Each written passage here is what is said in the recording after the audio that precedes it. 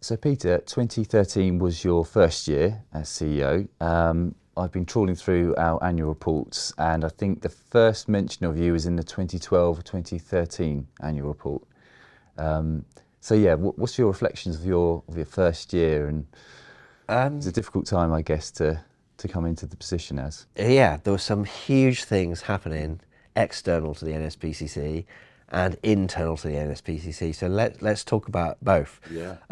External to the NSPCC, the whole Jimmy Savile scandal had blown up and was flaring, and there was real worry, concern, anxiety, anger that child abuse was happening on a scale and with implications, well beyond the abuse of the children themselves, but into the consequences that had for people who'd been abused in the past and were living with the consequences. And this was a disgraceful national scandal, and something must be done. So the issue was very much in the news. The NSPCC had, and we'll come to this in a minute, but had been focusing very much more on its internal delivery of services than its external profile, compared with sometimes in the past. And one of the things I remember the chair at the time, Mark Wood, saying to me was, this is our issue, and when child protection is mentioned in the media and public debate, the NSPCC should be present with something to say, and you need to do something about that. So that was one thing. And the other thing was, like, when this Jimmy Savile thing blows over in a month or two, how are we going to keep people worried and concerned and interested in making a difference to keeping children safe? Well, I think, under any measure, and this isn't just down to me and not just down to the NSPCC, but there is so much more appreciation and understanding of the nature of child abuse, whether that is sexual abuse, whether it's emotional abuse, whether it's physical abuse, whether it's neglect. I think people have got much better at spotting and understanding and being concerned about these issues. The challenge for us as a charity is the awareness of the nature and the scale and the devastating consequences of abuse isn't the same as preventing cruelty to children. We have got to ensure that we do what we can to protect children from the abuse, to prevent it from happening in the first place, and change attitudes, behaviours and laws so that the context for children is very much more supporting than it had been. So that was the kind of inheritance externally, an opportunity, if you like, a horrible opportunity, but one that we needed to build on to get our issue up and out there and remind people that the NSPCC is a trusted authority in this space and has something to do, something to enable and something to influence. Internally, we'd also been through a massive programme of change, which I underappreciated coming into the organisation. So some very deep thinking had been done.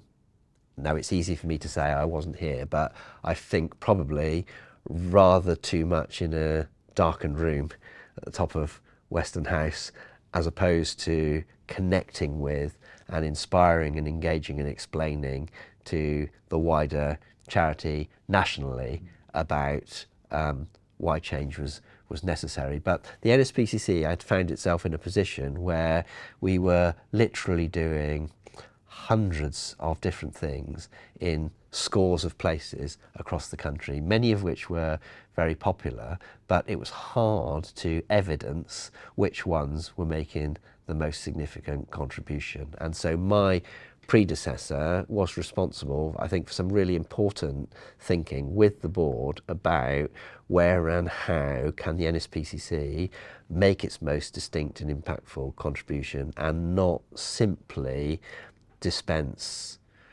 slightly random acts of kindness to people fortunate enough to be touched by our services, which might be popular but may or may not make a difference.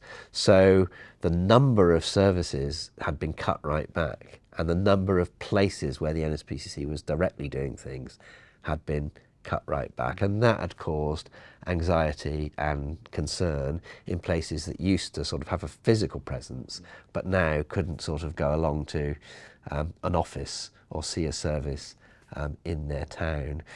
And yet, you know, the seeds so the services which were being delivered were going to be really highly evidenced, high fidelity services, which had the potential to transform children's lives, but also then be picked up and learnt from across the nation. And I think that was really good thinking, because although people think of us as a large charity, we're tiny in relation to the scale of the problem. So NSPCC raises, what, £125 million a year. Children's Social Services, £11 billion. That's even before you add in, you know, schools. And so we're tiny. So where do we exercise our leverage? Better to do a small number of high potential things really well, put excellent learning around that, and then inspire and engage others beyond the NSPCC to pick up and run with those activities. So very difficult for people in local communities that weren't close to those services, because however high fidelity the service you are offering in Grimsby, if you are making pots of jam for a sale in Devon, you want to have some sort of an association with what's going on in your area. You can take pride in the national significance and the value and the importance of the NSPCC, but this is where the development of the school service was so important, and dialing up the importance of Childline and the NSPCC helpline, because actually we are having a direct impact, and we have a presence in every part of the UK. It's just not a building with a kind of badge on the front that you can walk into. So I inherited all of that, and a really important role was to try and reconnect with and inspire people right the way across the UK, because we're fueled by, you know, volunteers and supporters.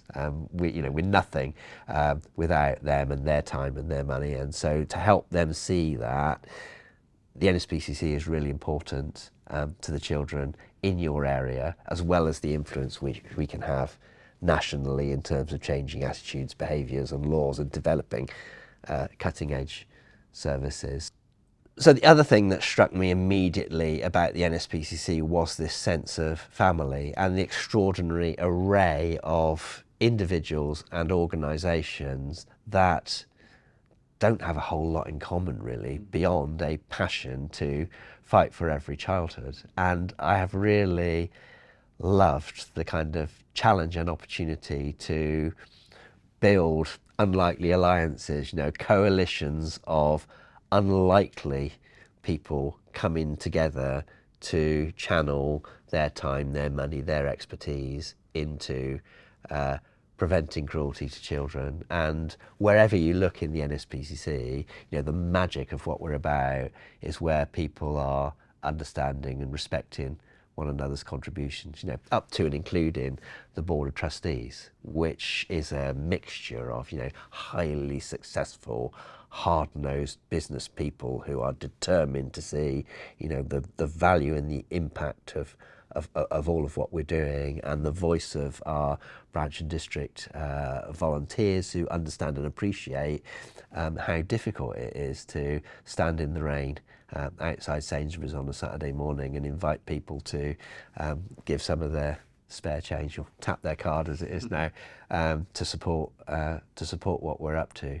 So creating a sort of sense of team and family and mutual appreciation of one another, that felt magical, you know, right from day one. And trying to sustain and build on that, again, I think has been an important theme that in one sense sort of hasn't changed, but you know, as you move with the times, you look to build the coalitions and find new and interesting partners who together can help us prevent cruelty to children.